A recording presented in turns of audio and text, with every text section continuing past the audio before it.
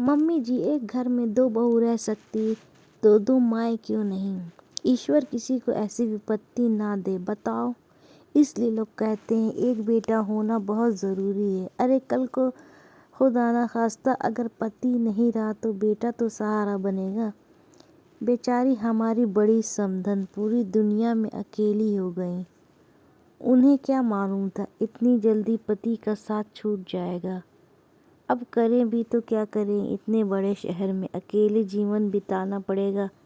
आशा जी अपने पति किशोर बाबू से कह रही थी। किशोर बाबू बोले, भाग्यवान विपत्ति दरवाज़ा खटखटा कर नहीं आती। दोनों दंपत्ति ने कितने धूमधाम से 4 साल पहले बेटी को विदा किया और जब हमारा पोता बबलू हुआ तो ढोल बाजे के साथ उसका स्वागत किया था। यहाँ तक कि हमारे सगे संबंधियों को भी बुलाया। वो हमेशा हमारे साथ सुख दुख में सबसे आगे रहते थे। मुझे याद है वो कहते थे, अब तो हमसे ही उनका परिवार है। आशा जी मुंह बनाते हुए बोली, सुनो जी, हमने क्या कुछ कम किया था।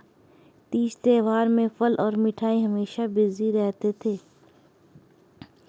अरे बेटी के पिता थे, ये सब करना तो उनका फर्ज था। मानती हूँ वो हमें अपना परिवार मानते थे।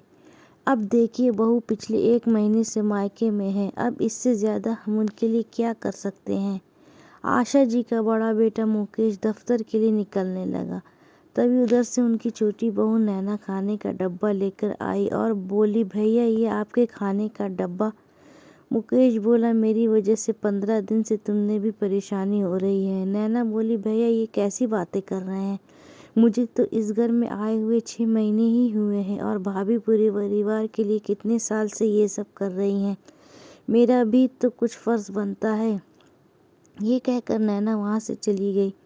आशा जी मुकेश से बोली, मुकेश अभी 15 दिन हुए हैं इसलिए छोटी बहू कुछ नहीं कह रही है। ऐसा ना हो कि उसकी जिम्मेदारी बढ़ जाए और दूसरे काम मुझसे करवाने लगी। महीने से ऊपर हो गया। नेहा बड़ी बहू को पिता के जाने का शौक कब तक मनाती रहेगी। एक जिम्मेदारी को निभाने के चक्कर में अपनी दूसरी जिम्मेदारी भूल गई है। मुकेश बोला, माँ आप ये देखिए, एक पत्नी और बहू बनी के साथ एक बेटी भी है। उस घर में नेहा के सिवा मम्मी जी का ख्याल रखने वाला कोई नहीं है। अभी तो बैंक का भी सारा काम उसे ही करना पड़ता होगा। फिर भी मैं उससे बात करूँगा। कोई न कोई उपाय तो निकालना ही होगा ताकि वहाँ और यहाँ की परेशानी का कुछ हल निकल सके। इतना कहकर मुकेश दफ्तर चला गया। शाम को नैना को नेहा का फ़ोन आया। सबका हालचाल पूछी और वहाँ की परिस्थितियों के बारे में बताई। नेहा रो रही थी। वो बोली, नैना मैं क्या करूँ, मम्मी को यहाँ अकेले कैसे छोड़ दूँ। नींद में वो बड़बड़ाती रहती हैं और पापा के कमरे में जाकर उन्हें ढूंढती हैं। और कल तो मैं बैंक में अचानक से बेहोश हो गई। डॉक्टर कहते हैं उन्हें अकेला नहीं छोड़ना। मेरी वजह से तुम्हें भी परेशानी उठानी पड़ रही है। मुझे समझ में नहीं आ रहा है मैं कौन सी जिम्मेदारी निभाऊं। नैना बोली, भाभी हम पत्नी होने के साथ एक बेटी भी हैं। मेरी तो माँ नहीं है पर मैं आपका दर्द समझ सकती हूँ। भाभी कल भैया और मम्मी जी की बातें मैं सुन रही थी तो मेरे मन में एक ख्याल आया। आप अगर सही समझे तो मैं एक सुझाव दूँ जिससे कि दोनों जगह की परेशानियाँ ख़त्म हो जाएंगी। नेहा बोली, हाँ हाँ नैना बताओ ना, हो सकता है तुम्हारे सुझाव से सबकी परेशानी ख़त्म हो जाए। नैना बोली, आप सोचिए एक घर में अगर 2 बेटे हैं अलग अलग परिवार से, वो बहू लाते हैं फिर मिलजुल कर एक ही घर में रहते हैं। परिस्थितिवश अगर बहू की माँ भी बेटी के साथ रहे तो क्या दिक्कत है। जब एक घर में 2 बहू रह सकती हैं तो 2 माँ क्यों नहीं रह सकती हैं। एक पल को नेहा रुक गई, फिर बोली, तुम्हारी सोच बहुत अच्छी है। काश कि समाज में सबकी सोच ऐसी ही हो पाती। यहाँ ऐसे नियम बना रखे हैं जो बस बेटी और उनके माता पिताओं के लिए है, पर मुझे कुछ न कुछ तो निर्णय लेना ही होगा। मैं माँ को ऐसी हालत में यहाँ अकेले तो छोड़ नहीं सकती। वहाँ नेहा परेशान, इधर मुकेश परेशान था। रात के खाने के लिए मुकेश ने मना कर दिया था। जब सब खाना खा रहे थे तो आशा जी बोली, बड़ी बहू को अपनी माँ की पड़ी है। पति की रत्ती भर भी चिंता नहीं है। नैना खाना परोसते हुए बोली, मम्मी जी, छोटा मुंह बड़ी बात हो जाएगी। भैया खुद को संभालने लायक हैं, परंतु भाभी की माँ अभी इस हालत में नहीं कि वो अकेली रह सके।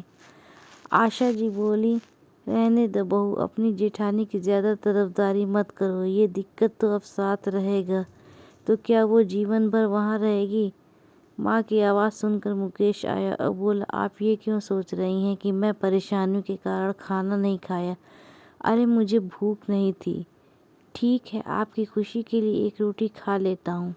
आशा जी बोली, बेटा बहू लाई थी कि वो तुम्हारी चिंता करेगी, पर उसे तो अपनी माँ की चिंता से फुर्सत नहीं है। फिर तुम्हारी चिंता वो क्या ही करेगी? नैना बोली, मम्मी जी, जब आप अलग अलग घरों से बहू ला सकती हैं तो परिस्थितिवश बहू की माँ को क्यों नहीं ला सकती? आशा जी बोली, छोटी बहू क्या कह रही हो? सोच समझ कर बोलो। नैना मुकेश से बोली, भैया एक बार सोच कर देखिए, भाभी की माँ को देखने वाला अब इस दुनिया में कोई नहीं है। हम दोनों अलग अलग घर के होते हुए भी एक घर में रह सकते हैं, तो भाभी की माँ और मम्मी जी एक घर में क्यों नहीं रह सकती? जबकि लड़की की माँ दामाद को बेटे से कम नहीं मानती। उस हिसाब से तो आपका भी फर्ज बनता है कि आप अपनी जिम्मेदारी निभाएं। किशोर बाबू बोले, मुकेश, छोटी बहू कह तो सही रही है। अरे हमारे 2 बेटे हैं, जिस घर में 4 बेटे होते हैं, 4 परिवारों से 4 तरह की बहू आती है और एक ही परिवार में रहती है, तो एक घर में 2 माएँ तो रह सकती हैं। आशा जी बोली, ये आप कैसी बात कर रहे हैं? समाज में लोग क्या कहेंगे? आशा जी का छोटा बेटा नितेश बोला, माँ, जब परिवार पर विपत्ति आती है तो समाज के लोग नहीं, अपने सगे संबंधी ही साथ देते हैं। आप तो भैया भाभी को धर्म संकट में डाल रही हैं।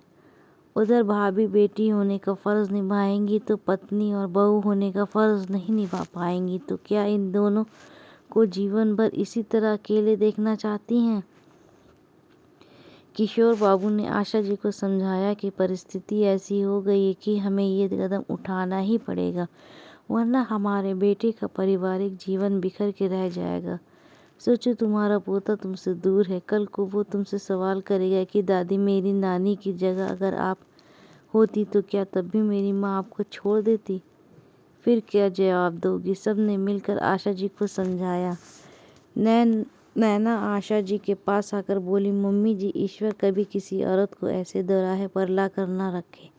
आप एक संबंधी नहीं औरत होकर सोचिए, उनके मन पर क्या बीत रही होगी। कोई नहीं है दुनिया में जिसकी तरफ उम्मीद भरी नज़रों से वो देख सके।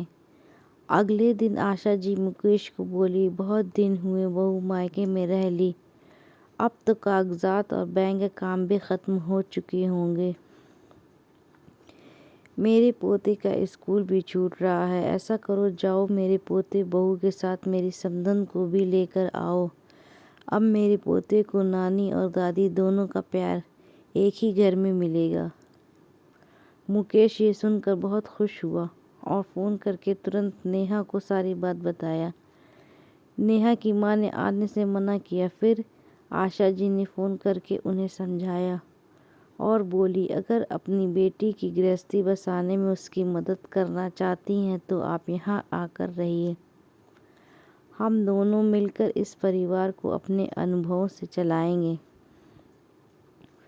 नितेश ने उनके रहने की व्यवस्था ऊपर वाले कमरे में की ताकि थोड़ी दूरी भी बनी रहे और रिश्ते की मर्यादा भी भंग ना हो।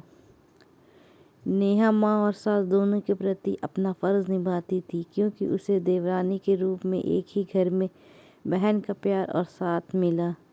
नैना की माँ नहीं थी तो उसे अब सास के साथ माँ का भी प्यार ससुराल में मिल रहा था और पूरा घर खुशी से रहता था। ईश्वर न करे किसी माँ के साथ ऐसी परिस्थिति आए कि उसे अपनी बेटी के ससुराल में रहना पड़े, परंतु अगर कभी परिस्थिति ऐसी आए तो क्या दामाद या संबंधियों का फ़र्ज़ नहीं बनता कि वो भी अपनी जिम्मेदारियों को आगे बढ़कर निभाएं, ताकि अकेली बेटी को ऐसी परिस्थितियों से ना गुजरना पड़े।